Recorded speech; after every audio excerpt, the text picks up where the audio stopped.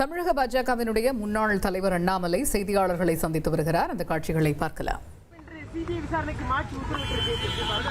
நம்முடைய பத்திரிகை நண்பர்களுக்கு தெரியும், முதலாக இது சிபிஐக்கு செல்ல வேண்டும் என்ற கோரிக்கையை வைத்ததே நம்முடைய தமிழக பாரதிய ஜனதா கட்சி.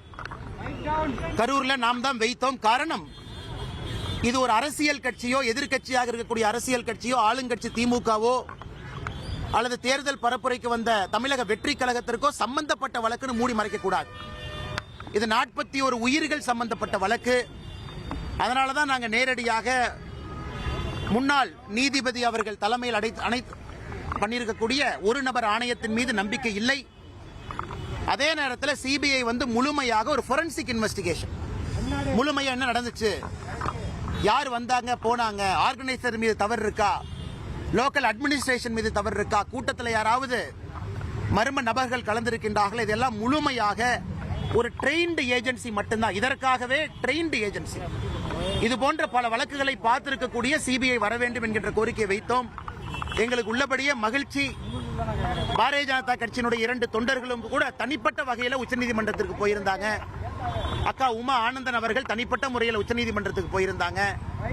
வழக்கறிஞர் அவர்களும் தனிப்பட்ட முறையில் GS மணி அவர்கள் உச்சநீதிமன்றத்திற்கு போயிருந்தாங்க.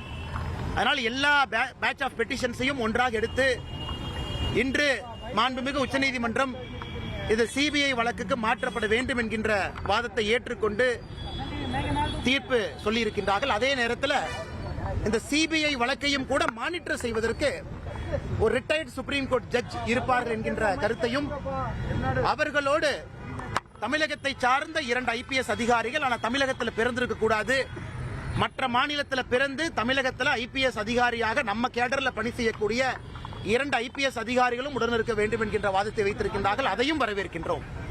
ஆனால் நிச்சயமாக இதில் யார் உள்ளிருந்திருக்கிறாங்க, யார் தவறு செய்திருக்கின்றாங்க, சம்பந்தப்பட்ட அதிகாரியாக இருந்தால் நடவடிக்கை எடுக்கணும்.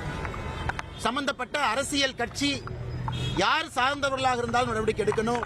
அதில் ஆளும் கட்சி எதிர்கட்சி என்பது முக்கியம் இல்லை. அதனால் நிச்சயமாக நீதி வெல்லும் என்கின்ற நம்பிக்கை இருக்கு. அதே நேரத்தில்